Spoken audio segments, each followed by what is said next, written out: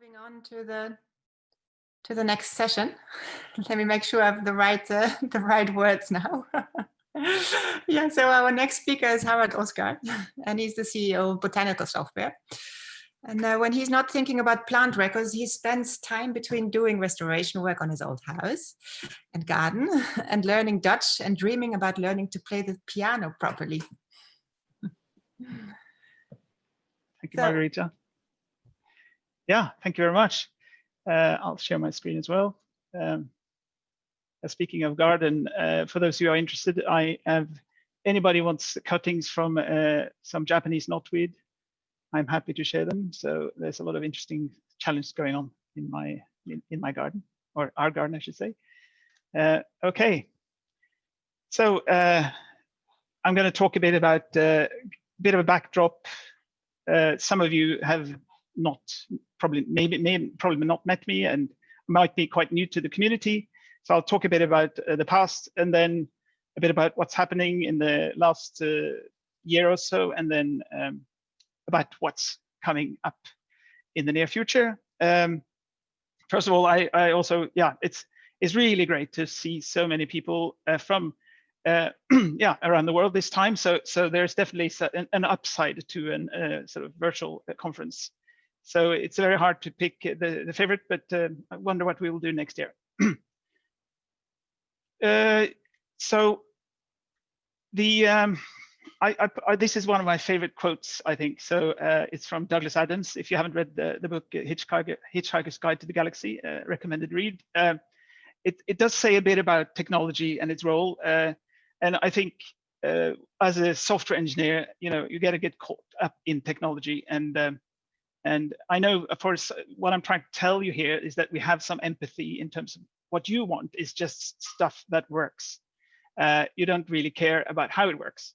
Here on the left, so our Botanical software was started in 2007, and that was part of the ISBG collaboration at that point. And here's the screenshot of our first attempt to create a mobile app. So that was in 2008 that shipped. It looks quite interesting with our contemporary eyes. But when it comes to software, it's all about trying to help you to do the things you want to do. And what I think is interesting, the reason I put the bicyclist on the other side here is that when you look at the human species, we're quite clumsy and we use a lot of energy when we move around compared to a lot of other species. But when we put a bike under our bum, we become one of the most efficient creatures on the planet when it comes to moving around. So what I'm trying to tell you here is that technology is great when it can help us to do our work, and it can really make a huge impact on our daily life when it's done right. So I want to then talk a few words about what we've been working on since the split, as Evan mentioned as well. That was in December last year, so it's almost a year ago. We have taken the job to rebrand our products. So there was IRIS-BG handheld, etc. Now it's called Floria. We have also worked a lot on re-engineering the product. So when we started in 2008, it was very tightly integrated with Iris.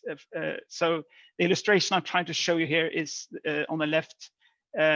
We used so basically that technology and the implementation we had, that was still present in last year. So a quite outdated technology, and the approach was also very interlinked with some unfortunate consequences in terms of release management. So we know a lot of you have had a lot of problems in the last period with new updates, people installing wrong product versions, etc. And some of the institutions have also quite a complex rollout of desktop software. So we needed to do something about that. So what we've done with version 5 that we shipped recently is to, instead of using this, what should we say, a very tight integration, we now having more of a simpler approach to how we push data into Iris. So up until now, I suppose you can see on our website as well that we've had multiple versions of Floria App Manager to deal with multiple versions of Iris, because they are slightly different in their way they work, which was quite a lot of extra manpower and frustrating for all our users, obviously. So with version 5, we now switched to using the ISPG data import engine, which Øyvind also talked about, and through the task scheduler, which then makes it possible for us to have one product, Floria App Manager version 5, that works with all versions of Iris. There is still the aspect of apps, different versions of the app. Maybe I should spend a minute or two. There might be a few people who don't know much about what the Floria app does, but if you haven't seen it, you can go to our website, botanicalsoft.com, and download a trial version of it, and then choose Explore Other Gardens.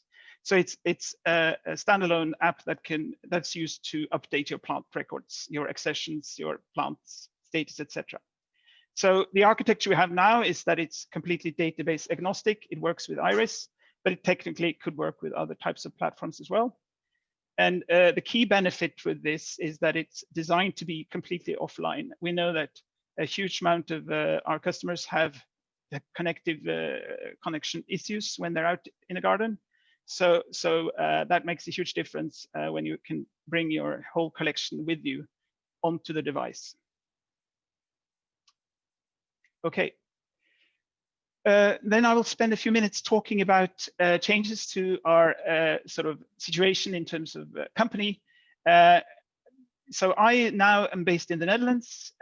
So here you can see where we are, sort of in Duisburg, which is a sort of historic town, quite close to the German border, but about an hour from Amsterdam. And our office in the UK has now moved to Bristol. So that's where this is. And I will also reflect a bit about our challenges when we work with software development. The big challenge is twofold, you could say. It's first of all to understand the problem, understand your problems, and a consequence of that. That's why these conferences are so valuable. You know, we can not only for us to understand what you're struggling with, but also share ideas and discuss, and then obviously a collective mind has much more to offer than one person sitting on his own or her own. So I will talk a bit more about understanding problem a bit later. And then on the other side, you have the skills and resources.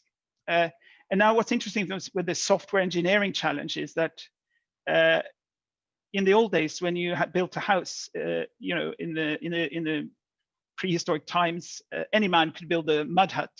That was, you know, quite easy to do. But this has evolved in building houses.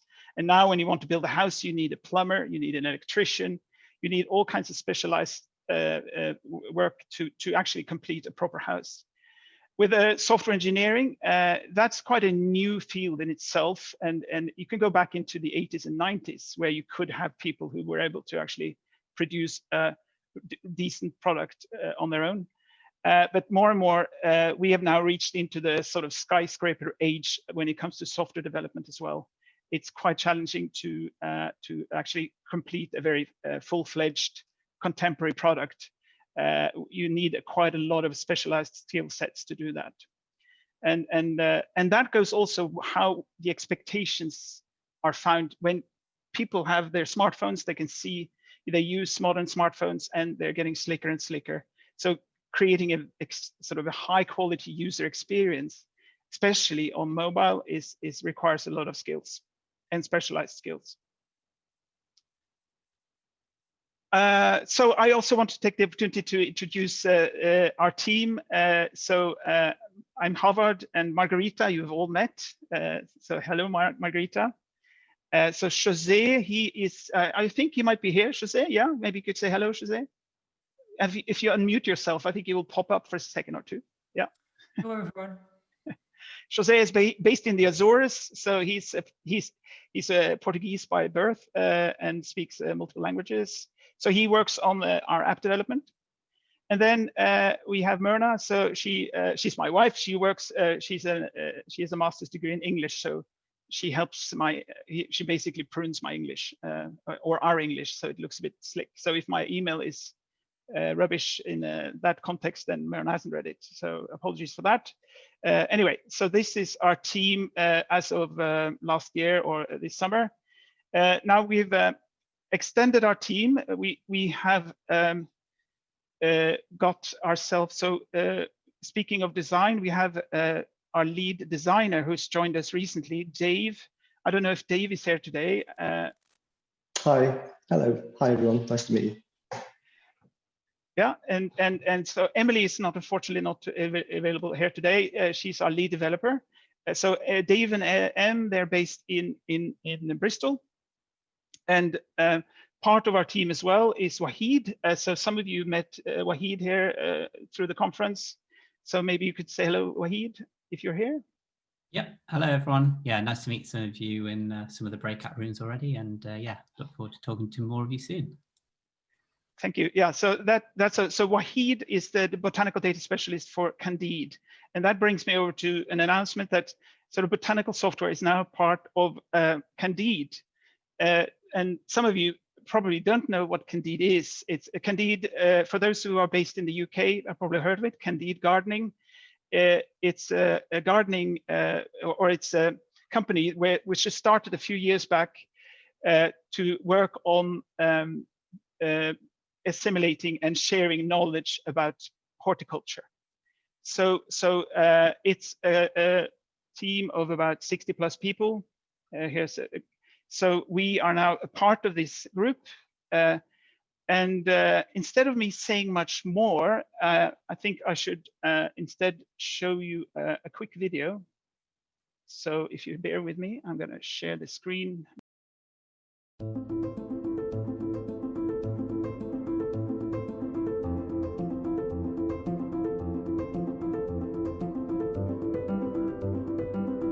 In many ways, Candide are the new folk on the scene, but we're a talented team of botanists, entomologists, and very talented software engineers working on products and technology to be really useful to you.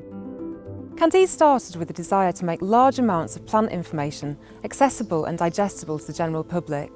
Today, 2 years on, we're a team of 60 developing advanced systems which support public gardens. Some of the most exciting things we want to tell you about are plant identification systems, ticketing solutions, our brand new marketplace, and labelling plant records for enhanced visitation experiences. We're already collaborating with many of you, but today we've got a couple of secrets up our sleeves which we'd like to share with you. Identifying, recording and monitoring plant species and biodiversity is so integral to being able to understand and conserve life on Earth. All of us know that plants form the backbone of all ecosystems on the planet. And part of what we want to do at Candide is to help people talk and learn about plants, be it in the confines of their own home or when they're out and about visiting public gardens. More broadly, we want to use our technology to help people overcome the concept of plant blindness.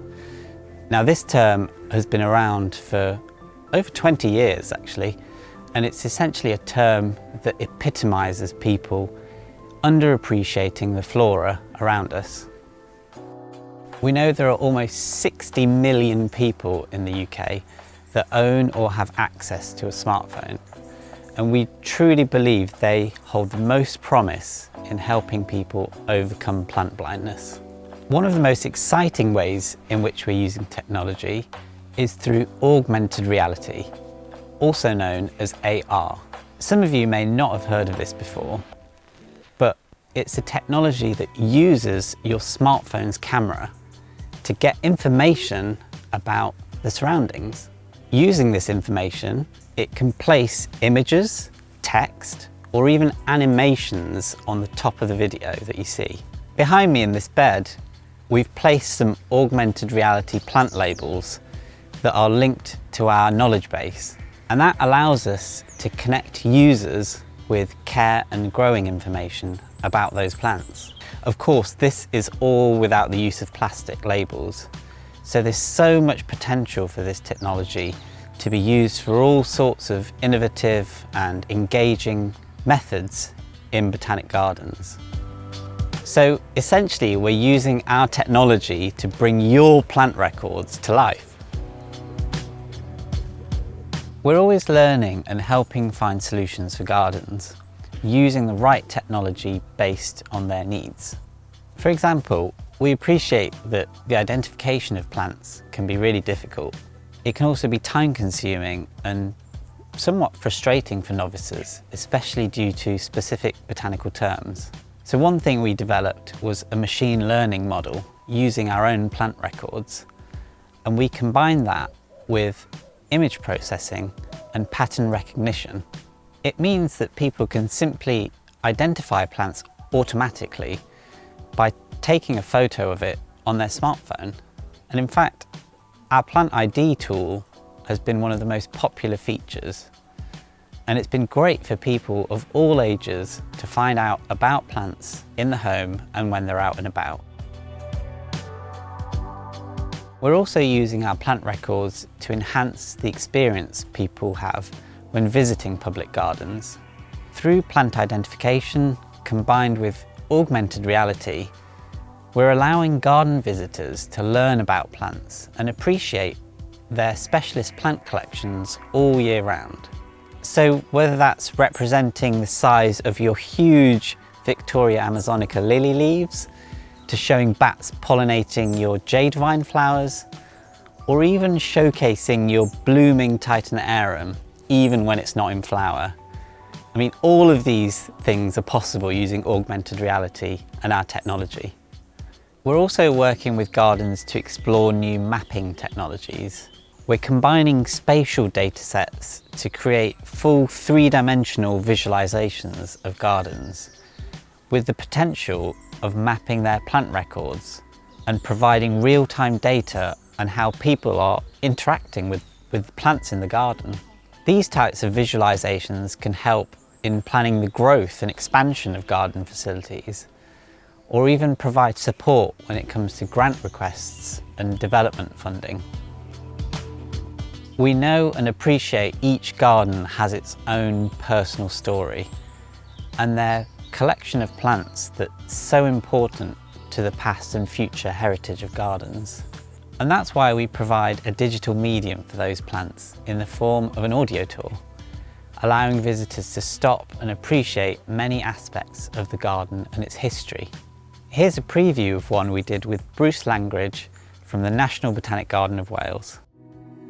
I'm stood inside the world's biggest single-span glasshouse, and is the iconic building of the National Botanic Garden of Wales. Since we built the great glasshouse, Welsh birds have come in here and they nest here, so we've got loads of sparrows and robins just chirping away every day. We have the Welsh Cotoneaster, a plant that's found nowhere else on Earth apart from the Great Orme, and a plant that we think might have survived the last ice age.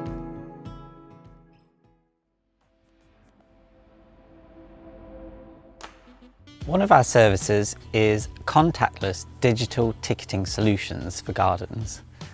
This has helped them safely and securely reopen during the pandemic, and it also provides them with visitor prediction using machine learning.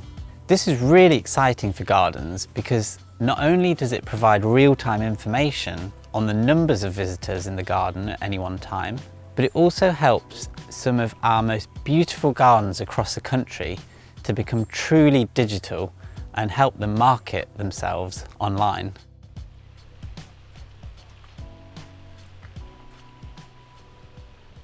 So it's a very exciting but important time to be involved in horticulture at the moment. We're faced with threats from our changing climate, invasive plants, pests and diseases, and overexploitation of our land. Yet the strength of our botanic gardens and our community in horticulture ensures we can coordinate all our efforts and educate people about plants, particularly in new and innovative ways. And we can help people to appreciate the flora around us and ultimately secure the future of horticulture and gardening.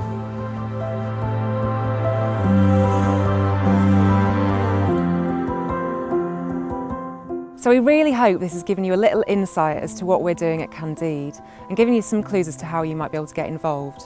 What we really want is for you to get in touch with us now and see how we can help you further.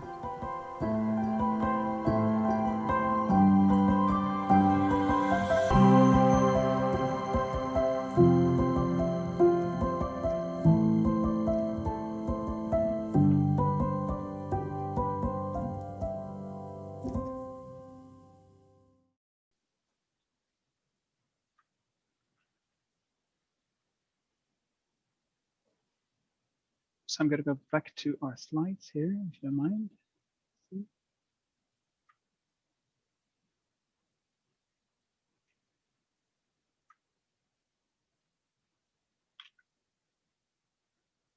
So thank you very much. Now with these new changes, there's a lot of I'm going to talk a bit about our plans going forward with our team. But first, I also want to mention that we have, as with our commitment, like we all wrote, or at the 6th of December last year, we told everybody about our, what should we say, commitment to honoring the support and secure investment in ISPG. So I want to mention this particularly in that we're very conscious of people who bought our products, in last year or many years before, so we are very committed to support Floria and continue with this platform to help those people who use it. We have today over 600 users, over 50,000 uploads. And we know there's quite a large group of people who have Floria Handheld as their mainly daily driver for data capture. The App Manager 5 went out quite recently, and also the Floria Handheld is rolling out next week. So now with the new architecture as well, we hope that this will be much more stable. The ISPG data import feature or API has been the same for the last 5 years, I believe. So hopefully that will stay that. So we should look forward to a bit more of a relaxed or less stressful situation for everybody. So what Botanical Software and the Candide team will look at in terms of going forward is, so this is a map from BGCI showing all those 3,686 botanic gardens in the world. And what we know is that there's over 70% of these gardens have paper-based or very basic plant records. So this group of gardens is what we will help. This is our first focus now. We already started that work and hope to have announcement more about this going forward. So anybody who's interested in this work, our focus here is not only the small gardens, but also being able to record detailed information related to conservation work and research. Even though you're a small garden or don't have much records, this is essential data, as was talked very eloquently by Max in the introduction yesterday on the keynote. It's also been reiterated through the conference that quality data is crucial for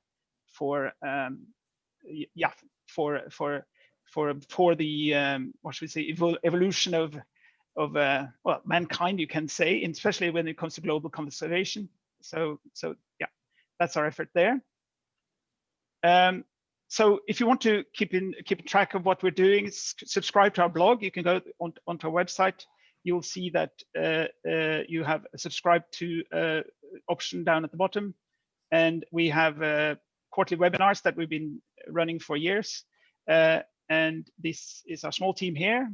So thank you very much. I don't know if there's any questions. I'll stop sharing.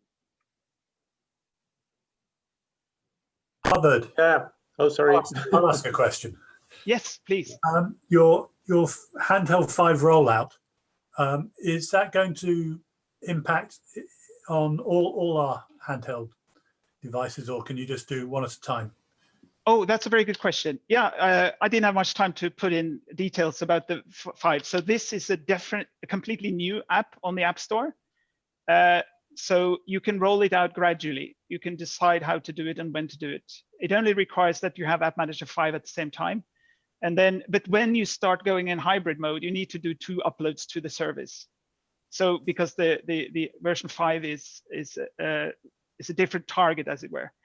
The reason we did this was there was so this from a feature perspective, you might not see so many things, but it's a big technological redesign. So it was quite hard with apps to keep them being backward compatible when you roll them out. So that's why we decided to roll it out as a completely separate app on the App Store. Havard. This is Matt's. The film you just showed, is that on Candide's web page, or where would I find it? I think our communicator and also people in our new greenhouse project might be interested to see that. Yeah, so all the recordings from this from the conference will be included, including this. We might, yeah. So, but it's not available today. But I'll make sure that you get a link either to this video or the recording from this session. So yeah. Right. Okay. Thank you. Okay. Thank you very much.